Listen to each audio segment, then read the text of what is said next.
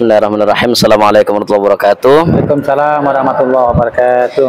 Teman-teman sekalian, sahabat MGR TV, alhamdulillah kita sama-sama habis selesai melaksanakan salat Jumat secara berjamaah bersama guru kita, beliau Ketua MUI Cisalak Pasar, Ustaz ya. Nah, saya nih pengurus MUI Kota Depok, Komisi PKU.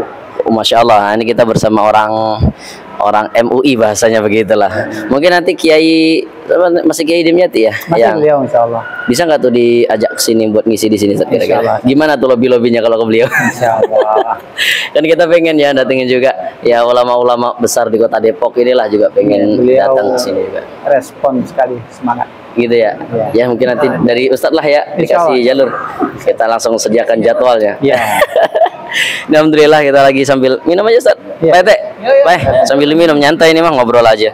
Tadi kita udah dengerin nasihat yang luar biasa lah ya Pak ya. Gimana Pak tadi nasihatnya menurut Pak Bismillahirrahmanirrahim. Alhamdulillah apa yang disampaikan oleh Pak Ustadz Hajar itu merupakan keilmuan buat kita semua, karena selama ini kita terlena dengan kehidupan dunia, dengan ada nasihat-nasihat dari beliau, alhamdulillah menjadikan cambuk buat kita, khususnya bagi saya pribadi. Mudah-mudahan ini menjadikan ya ada perubahan buat diri saya pribadi, itu aja. Alhamdulillah, tentu ya semua jamaah juga demikian, pasti mendapatkan banyak ilmu dari apa yang beliau sampaikan pada kesempatan kali ini ya Ustaz ya. Jadi ya mungkin biar jamaah yang nggak hadir, khususnya ibu-ibu nih kan yang nggak hadir sholat Jumat gitu kan ya, tadi masalah tentang takwa, masalah tentang banyak sekali lah ya, intinya adalah tentang bagaimana kita bertakwa kepada Allah Subhanahu wa Ta'ala. Ustadz, mungkin ini pertanyaan tapi juga mungkin bisa menyimpulkan daripada materi tadi Ustaz. Iman seseorang ini kan naik turun nih Ustaz ya. Naik turun tentunya ya. Kalau Imam pernah dengar itu katanya iman para nabi itu naik terus. Kalau malaikat cenderung tetap, kemudian manusia ini naik turun. Nah, gimana nih Ustaz? Kayaknya nih nggak tahu ya PT ya, atau apa yang ngerasain nggak nih, kita ini banyak turunnya atau banyak naiknya sebenarnya gitu ya. Jadi gimana Ustaz, minimal kalau turun nggak turun banget ya, kalau naik bisa naik banget tuh gimana sih tipnya daripada takwa itu sendiri? Baik Ustaz. Assalamualaikum warahmatullahi wabarakatuh. Ya juga nggak apa-apa. Ya. Memang ya. Oh ini. Ya. Ya, para pemirsa di mana saja berada ya. Ini luar biasa nih pertanyaan akhina Ustadz Imam ya. Beliau juga memang imam rawatib ya Masjid Gadok Raya ini.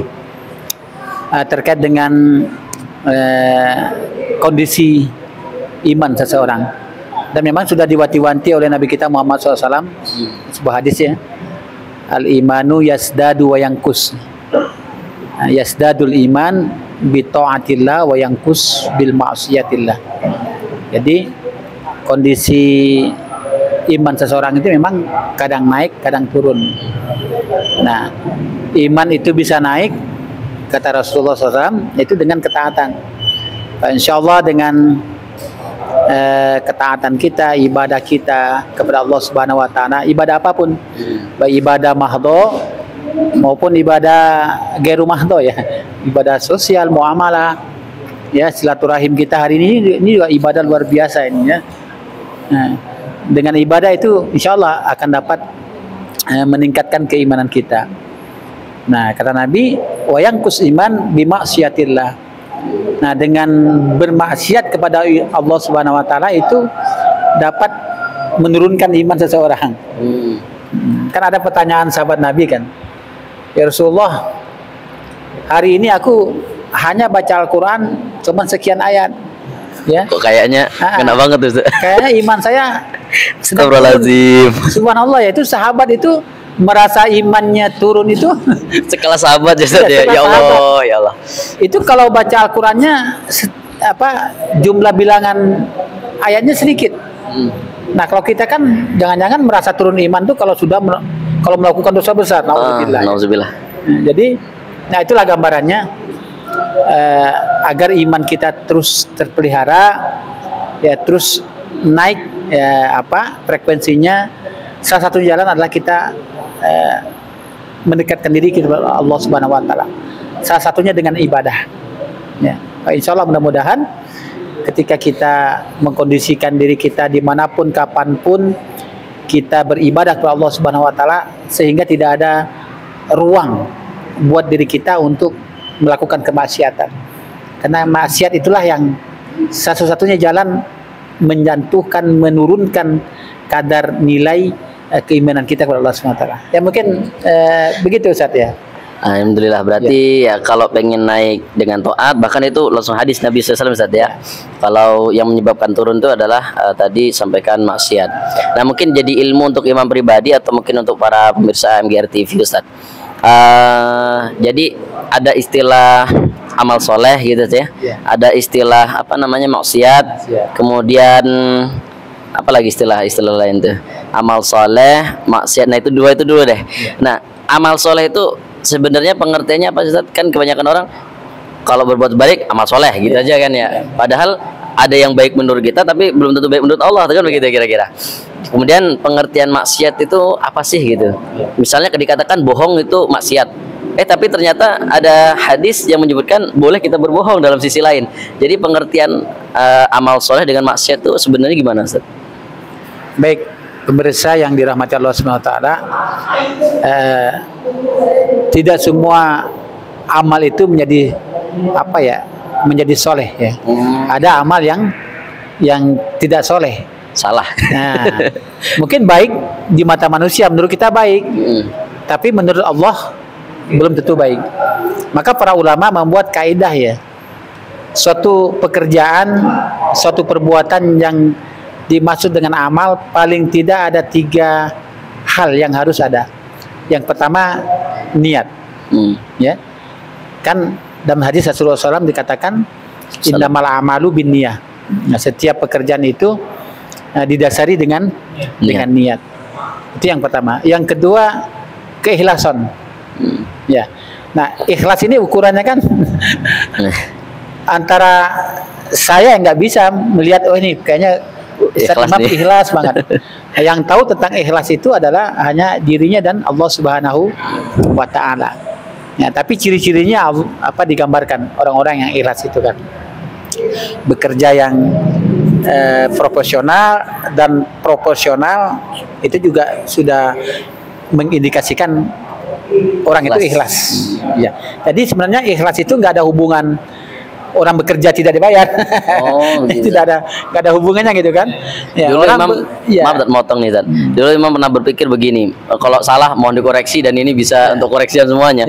Tadi yang Ustaz sampaikan tadi masalah kerja tidak dibayar itu nggak ada hubungannya. Jadi dulu Imam pernah berpikir begini, ikhlas dengan gaji itu 2 hal yang berbeda. Ikhlas hubungan kita dengan Allah, sedangkan gaji hubungan kita dengan bos. Gimana Ustaz? Ya, intinya kan juga bekerja sesuai dengan bidang kita, kemudian kita dikasih imbalan, ya itu kan sudah bagian keikhlasan. Oh begitu. Jadi tidak ada hubungan orang bekerja dibayar nggak dibayar dengan ikhlas. Oh ya. Ikhlas itu kan ya mukhlisin lahuddin. Ketika kita melakukan aktivitas betul-betul atas petunjuk Allah dan Rasulnya, tidak melanggar kaidah-kaidah syar'i, ya. Nah itu yang kedua. Yang pertama niat, yang kedua ikhlas, yang ketiga kata para ulama ittiba. Nah jadi melakukan amal itu juga harus melakukan atas perintah Allah dan Rasulnya. Kefiatnya, tata caranya. Ya walaupun kita kelihatan mengerjakan sholat, tapi kok kita mengerjakan sholat tidak sesuai dengan apa yang Allah dan Rasul contohkan. Misalnya sholat maghrib dilakukan waktu asar. Nah, pasti tertolak ya, karena tidak sesuai dengan petunjuk Allah dan Rasul kan. Dan Allah memerintahkan as-sholatu ala waktiha kan. Sholat itu pada awal-awal waktunya. Nah kita diperintahkan untuk sholat awal pada waktunya. Jadi itu 3 hal itu insya Allah apapun amal yang kita bekerjakan apabila disertai dengan niat yang benar, kemudian keikhlasan, kemudian juga kita melakukannya sesuai dengan apa yang diperintahkan ittiba, ya, Pak insya Allah ya akan masuk dalam kategori amal soleh, bukan amal toleh ya. Ya, insya Allah masuk dalam kategori amal soleh apabila 3 hal itu ada dalam suatu aktivitas pekerjaan kita. Mungkin demikian Ustaz Imam. Tadi yang satunya Ustaz, pengertian daripada maksiat ini. Maksiat ya. Maksiat ini kaitannya perbuatan dosa, pelanggaran yang kita lakukan kepada Allah Subhanahu wa taala. Ya. Di dalam tafsir itu beda dengan maksiat dengan kezaliman. Oh, beda. Kalau kezaliman, manusia melakukan perbuatan dosa terhadap manusia. Zalim manusia terhadap manusia. Manusia sama manusia. Nah, tapi kalau maksiat ini adalah hubungannya dosa yang dilakukan seseorang kepada Allah Subhanahu wa taala. Maka dosa maksiat ini sebesar apapun dosa yang kita lakukan, manakala kita tidak syirik, insya Allah Allah akan maafkan. Ya. Dalam Al-Quran tegas Allah firmankan, innallaha la yaghfiru ayyushraka bihi wa yaghfiru ma duna zalika liman yasha. Sesungguhnya Allah tidak mengampuni dosa syirik dan Allah mengampuni dosa selain syirik. Jadi nggak ada berpikir untuk putus asa dari rahmat Allah, jangan. Kecuali kalau sudah berbuat syirik. Hatta kal jabilil Uhud. Kata Nabi, walaupun dosa kita sebesar gunung Uhud, selama kita tidak menyekutukan Allah, insya Allah Allah akan ampuni. Ini dosa maksiat.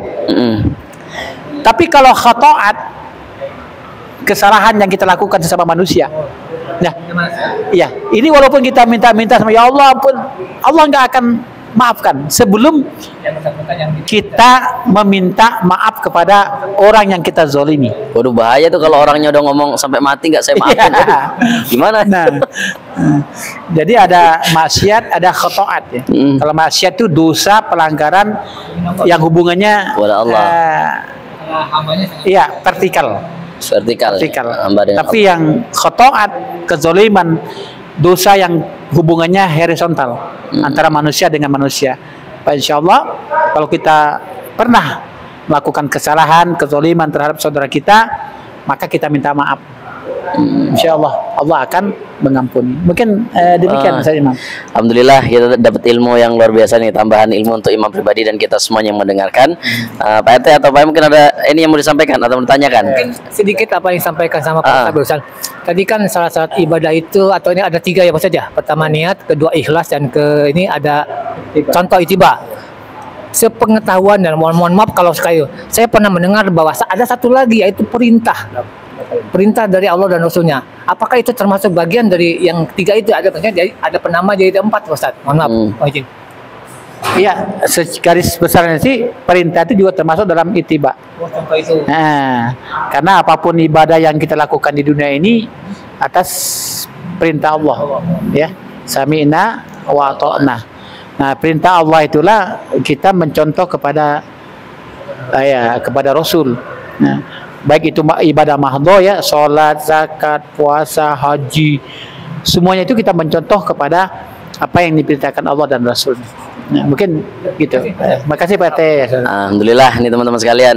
Itu mungkin sharing kita pada kesempatan kali ini bersama guru kita Al-Ustadz Abdullah Hajar MPD. Beliau dari MUI Kota Depok. Ya, mudah-mudahan nanti beliau juga bisa mengajak para kiai, para ulama yang ada di MUI khususnya untuk bisa bergabung mengisi, memberikan ilmunya di Masjid Gadok Raya, khususnya nanti Ramadan. Ya Pak ya, mungkin Ramadan nanti bisa kita padatkan nih dari MUI nih, Masya Allah. Biar ya kita pengennya di RW 07 khususnya PRT ya, ini makmur keagamaannya. Jadi ada masjid, bahkan masjid kita ada 2 alhamdulillah. Kemudian ada aula yang biasa dipakai untuk pengajian juga, ada majelis taklim, ada TPA, pokoknya banyak sekali. Nah ini mudah-mudahan dengan demikian khususnya RW 07 atau Cisalak Pasar ini semakin berkah karena semakin banyak kegiatan positif. Amin amin. Terima kasih Ustadz atas keridhaan waktunya ini. Udah ngisi capek tadi mungkin ya, kering tenggorokan, ditambah lagi diminta podcast nih.